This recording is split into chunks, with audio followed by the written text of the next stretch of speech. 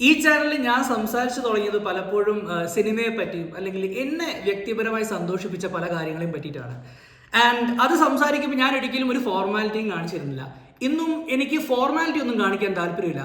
പക്ഷെ ഇന്ന് പറയുന്ന വിഷയം നിങ്ങൾ കാണേണ്ടത് കണ്ണുകൊണ്ടല്ല, മനസ്സുകൊണ്ടാണ്. വെൽക്കം ബാക്ക് ടു ജോട്ട് SPK.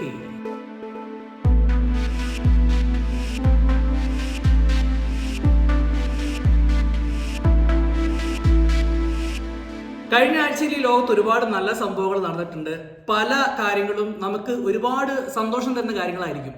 പക്ഷേ മലയാളി ഏറ്റവും കൂടുതൽ സെർച്ച് ചെയ്തത്, മലയാളി ഏറ്റവും കൂടുതൽ സംസാരിച്ചത്, മലയാളി ഏറ്റവും കൂടുതൽ ചിന്തിച്ചത് ഒരു പേര്, ഒരു വ്യക്തിയെക്കുറിച്ചാണ്. And that is none other than Greeshma.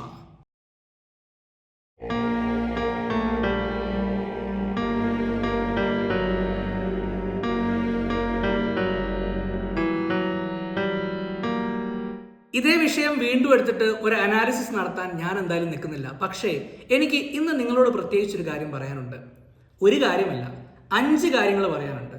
Yes, ഈ 5 കാര്യങ്ങൾ എന്ന് പറയുന്നത് എന്നെ സംബന്ധിച്ചിടത്തോളം എൻ്റെ ഇൻഫാക്ട് ഒരു പറ്റം മലയാളികളുടെ ഉറക്കം കെടുത്തിയ 5 ക്രൈംസ്. അതിനെ ഞാൻ ഒരു ടോപ്പ് 5 മോസ്റ്റ് ഡിസ്റ്റർബിംഗ് ക്രൈംസ് എന്ന് വിളിക്കാൻ ആഗ്രഹിക്കുകയാണ്. So my list is about to begin right now.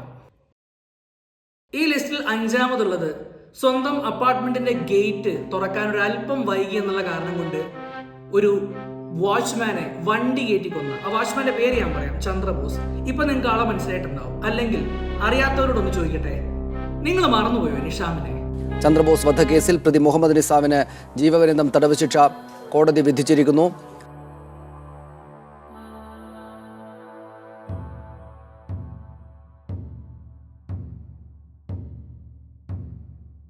ഈ പണം ഒരുപാട് കുമിഞ്ഞു കൂടുമ്പോൾ, അല്ലെങ്കിൽ ചുറ്റുപാടും അധികാരമുള്ള ഒരുപാട് പേര് വരുമ്പോൾ നമുക്ക് എന്തും ചെയ്യാം, നമുക്ക് എന്തിൽ നിന്നും രക്ഷപ്പെടാൻ പറ്റുന്നുള്ള ഒരു അഹങ്കാരം, ഒരു ധാർഷ്ട്യമൊക്കെ മലയാളിക്ക് കുറച്ച് കൂടും. അത് മലയാളി എന്ന് തന്നെ പറയണം. കാരണം ഞാൻ ഒരുപാട് ആളുകളെ പല സ്ഥലത്തും കണ്ടിട്ടുണ്ട്. അഹങ്കാരമുള്ള ആളുകൾ ഡെഫിനറ്റ്ലി എല്ലായിടത്തും ഉണ്ട്. പക്ഷേ നമ്മളെ സംബന്ധിച്ചിടത്തോളം നമുക്ക് ചിലപ്പോഴൊക്കെ ഒരു എല്ല് കൂടുതലല്ലേ എന്ന് എനിക്ക് തോന്നാറുണ്ട്. സംസാരം കേൾക്കുമ്പോൾ തോന്നുന്നതാണ്. ഈ ലിസ്റ്റിൽ 4-ാം സ്ഥാനത്താണ് ഞാൻ ഗ്രീഷ്മയെ പ്ലേസ് ചെയ്യുന്നത്. അത് വേറൊന്നും കൊണ്ടല്ല, എന്നെ സംബന്ധിച്ചിടത്തോളം ഗ്രീഷ്മ ചെയ്ത കൊലപാതകം എന്ന് പറയുന്നത് വളരെ ഹീനിയസ് ആണ്. എന്നിരുന്നാൽ പോലും അതിലും അപ്പുറത്തേക്ക് നിൽക്കുന്ന 1-2 ഇൻസിഡന്റുകൾ കൂടി എൻ്റെ മനസ്സിൽ ഉള്ളത് കൊണ്ടാണ് ഞാൻ ഗ്രീഷ്മയെ 4-ാം സ്ഥാനത്ത് വെച്ചിരിക്കുന്നത്. ഒന്ന് പറഞ്ഞ് സംസാരിച്ച് ഒത്തുതീർപ്പാക്കാൻ പറ്റാമായിരുന്നൊരു കാര്യത്തിന് ഒരു കൊലപാതകം വരെ, അതും വളരെ വെൽ പ്ലാൻഡ് എന്ന് പറയാൻ പറ്റില്ല, എന്നാൽ പോലും പ്ലാൻ ചെയ്ത് എക്സിക്യൂട്ട് ചെയ്ത് കൊന്നതാരെയാണ്? സ്വന്തം കാമുകനെ. സമ്മതിക്കണം അല്ലേ?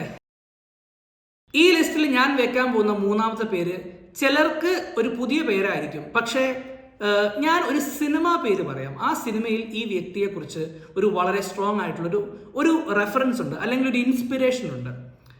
5-ാം പാതിര എന്നുള്ള സിനിമയ്ക്കകത്ത് സ്വന്തം മാതാപിതാക്കളെ കൊന്ന് അവരെ ഫ്രിഡ്ജിൽ കയറ്റുന്ന ഒരു ക്യാരക്ടർ ഉണ്ട്, ഒരു സൈക്കോ. ആ ക്യാരക്ടർ യഥാർത്ഥത്തിൽ കേഡൽ ജിംസൺ രാജ് എന്ന് പറഞ്ഞ ഒരു വ്യക്തിയിൽ നിന്ന് ഇൻസ്പയർഡ് ആണ്. തിരുവനന്തപുരം നന്ദൻകോട് കൂട്ടക്കൊലപാതകത്തിലെ പ്രതി കേതലിനെ കമ്മീഷണർ ഓഫീസിലെത്തിച്ച് ചോദ്യം ചെയ്യുന്നു. കൊലയിൽ ആസ്ട്രൽ പ്രൊജക്ഷൻ എന്ന പരീക്ഷണം നടത്തിയിരുന്നുവെന്ന് കേതൽ. ഈ പരീക്ഷണത്തിന്റെ ഭാഗമായാണ് കൊലപാതകമെന്നും കേതൽ. മാനസികമായിട്ടുള്ള വിഭ്രാന്തി അല്ലെങ്കിൽ പ്രശ്നങ്ങൾ മൂലം സീരിയൽ കില്ലേഴ്സായിട്ട് മാറുന്ന പലരെയും കുറിച്ച് നമ്മൾ നെറ്റ്ഫ്ലിക്സ് വെബ് സീരീസുകളിൽ കണ്ടിട്ടുണ്ട് അല്ലേ? എന്നാൽ സ്വന്തം താല്പര്യങ്ങളും സ്വന്തം ഇഷ്ടങ്ങളും സ്വന്തം ജീവിതത്തിന്റെ ആഡംബരവും അതിനൊക്കെ വേണ്ടിയിട്ട് പല ആളുകളെയും വളരെ ക്രൂരമായിട്ട് കൊന്നുകളയുന്ന ഒരു സീരിയൽ കില്ലർ. നമ്മൾ ചിലപ്പം പറയുന്നത് ഈ ലോകത്തിനുള്ള മറ്റ് ഏതെങ്കിലും ഒരു മൂലയിലുള്ള ഒരാളെ കുറിച്ചൊന്നുമല്ല. നമ്മൾ പറയുന്നത് കേരളത്തിൽ കോഴിക്കോട് കൂടത്തായിലുണ്ടായിരുന്ന ജോളി ജോസഫിനെ പറ്റിയിട്ടാണ്. And she is taking the number 2 spot. തീയില്ലാണ്ട് പുകയുണ്ടാവില്ല എന്നുള്ളൊരു തിയറി ഉണ്ട് അല്ലേ? കോടതി ഇതുവരെ ഒന്നും തീരുമാനിച്ചിട്ടില്ല.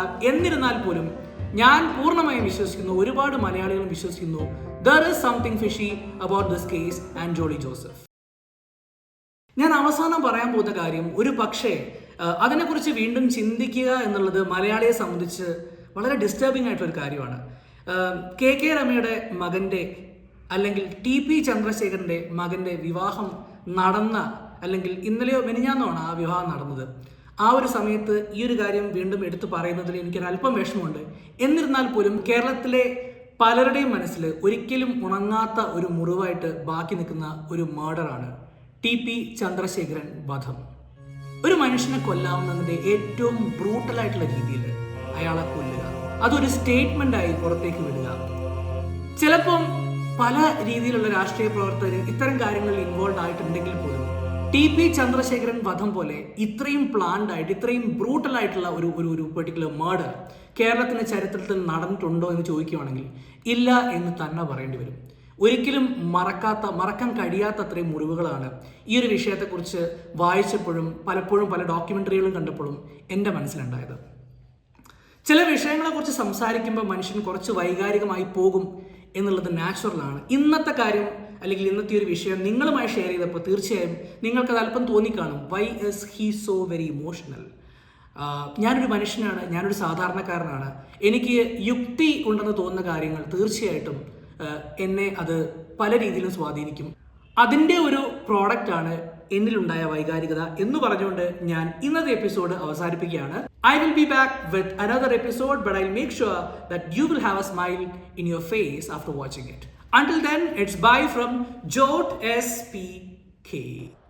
ഈ ചാനലിൻ്റെ കോണ്ടന്റ് നിങ്ങൾക്ക് ഇഷ്ടമായിട്ടുണ്ടെങ്കിൽ please like, share and subscribe.